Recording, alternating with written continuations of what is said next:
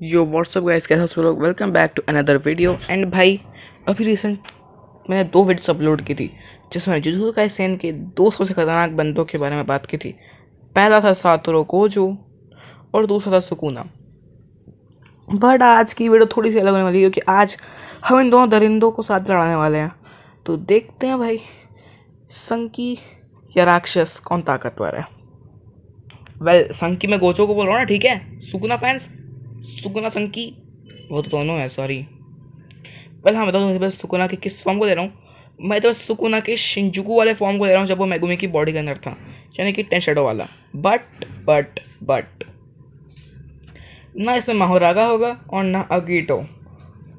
मतलब सुकुना से ना माहोरागा का यूज़ कर सकता है और ना अगीटो का यूज़ कर सकता है।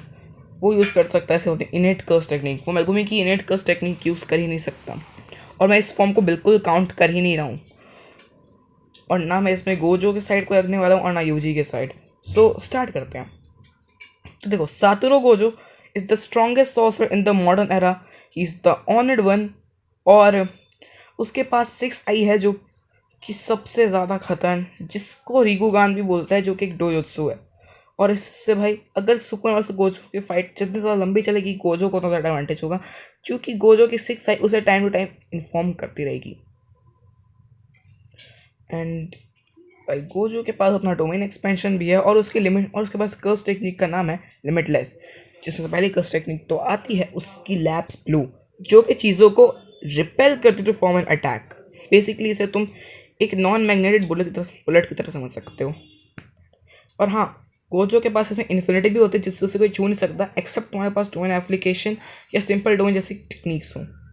अब इसके बाद आता है, और भाई लिटरली गोजो इसे मैक्सिमम आउटपुट पे यूज़ कर सकता है जो उसने सुकुना के सामने किया था। और अब आता है रेड, जो कि लिटरली सिर्फ एक बुलेट है जो कि अगर किसी को पड़ गया तो ख़त्म। ये बेसिकली ब्लू का डिफरेंट ऑपोजिट वर्जन है जो कि चीज़ों को रिपेल करता है तो form an attack. Sorry, blue actually चीज़ों को अट्रैक्ट करता तो फॉर्म एन अटैक और ये रिपेल करता है। मैं उधर भी रिपेल बोल दिया था एक्चुअली में।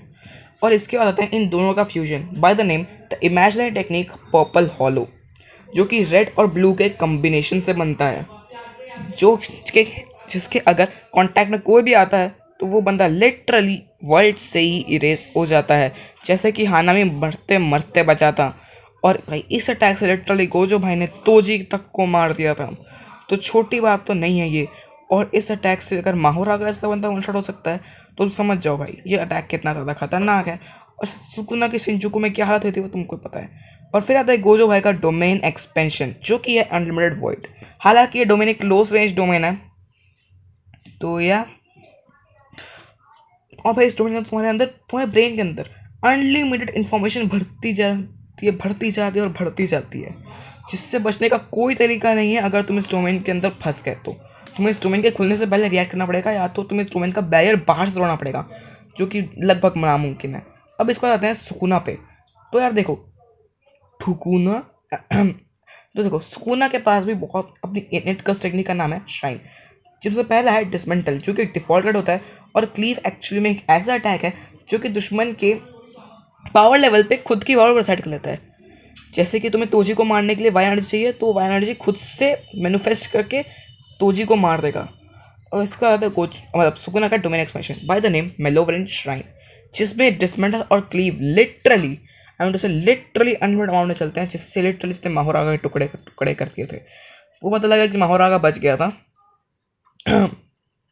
एंड या इसके अंदर सुकुना की इनेट कर्स टेक्निक का एक और फूगा, ये अटैक और ज़्यादा ताकतवर हो जाता है। समझो इस अटैक से लिटरली बंदे ने पूरा शिंजू को उड़ा दिया था। उस टाइम अपने ट्रू फॉर्म में था, तो सोचो अगर उस टाइम पर उसने मेलोब्रांड श्राइन खोजा तो क्या होता। क्योंकि मेलोब्रांड में ये अटैक और ज़्यादा पावरफुल हो जाता है। अब अगर इनके कंपैरिजन में है तो यार देखो, अगर इस टाइम में सुकुना के पास माहोरागा नहीं है ना, तो मेरे को गोजो के जीतने के ज़्यादा चांसेस लग रहे हैं। वेल मैं ऐसा बोल नहीं रहा हूँ, मैं खुद एक सुकुना फ़ैन हूँ। क्योंकि भाई देखो, उस टाइम पे ना सुकुना के पास सबसे बड़ी दिक्कत जो थी वो गोजो भाई की इन्फिनिटी थी। और मैं एक समय भूल गया कि गोजो और सुकुना दोनों ही आरसीटी को बहुत ज़्यादा खतरनाक स्किल पे यूज़ कर सकते हैं। अब बहुत लोगों को आरसीटी क्या है, तो देखो आरसीटी का मतलब होता है रिवर्स कर्स टेक्निक। अब ये रिवर्स कर्स टेक्निक क्या है, तो शोको ने एक बार से एक्सप्लेन किया था कि जो रिवर्स कर्स टेक्निक होती है ना, उसमें तुम एक्चुअली अपनी कर्स टेक्निक को ब्लड में कन्वर्ट करते हो। ऐसा कर्स टेक्निक बोल रहा हूँ मैं, अपनी कर्स एनर्जी को ब्लड में कन्वर्ट कर देते हो।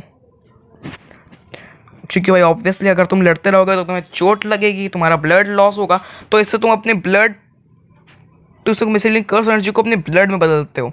और वही अटैक है जिससे गोजो ने लिटरली सुकुना के चलते फिरते डिसमेंटल के टाइम पे अपना गर्दन सही कर लिया था।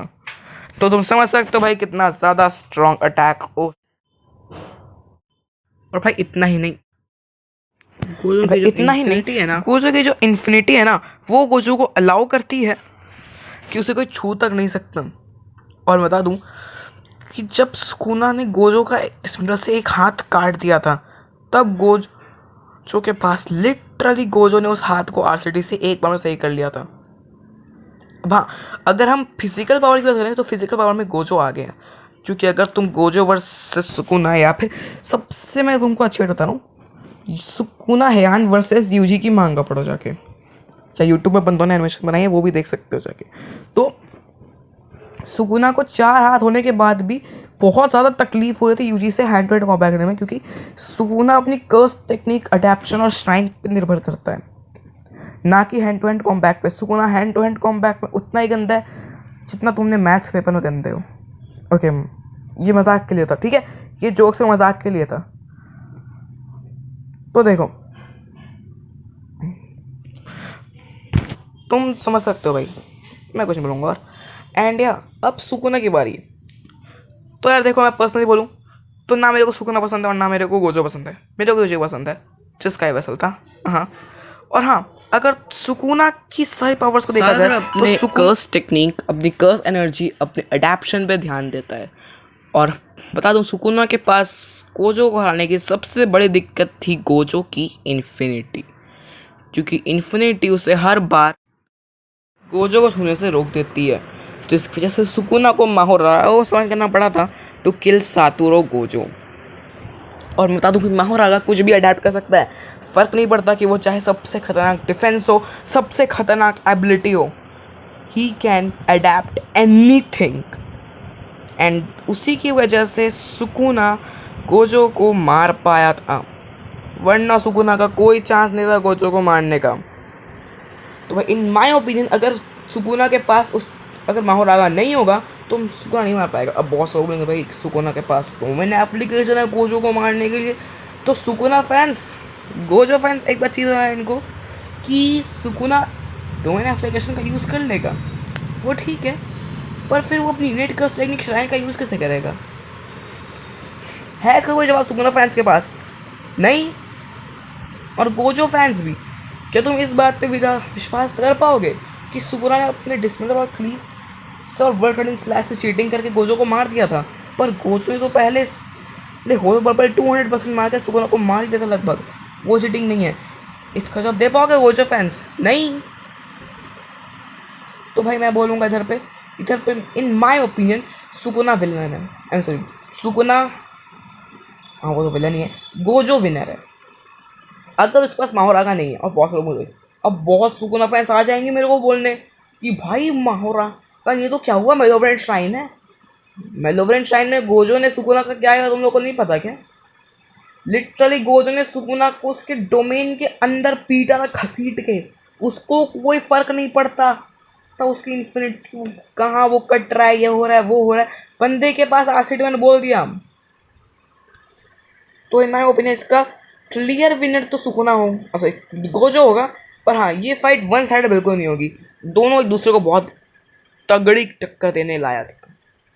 तो वेल, तुम लोग मेरे को अपना ओपिनियन कमेंट बताना, ये तो सिर्फ मेरा ओपिनियन था, तुम लोग अपना ओपिनियन बताओ। एंड या दैट्स फॉर द वीडियो ज़रा भी पसंद आए तो लाइक करना यार, चैनल सब्सक्राइब करना, एंड टेक केयर, बाय।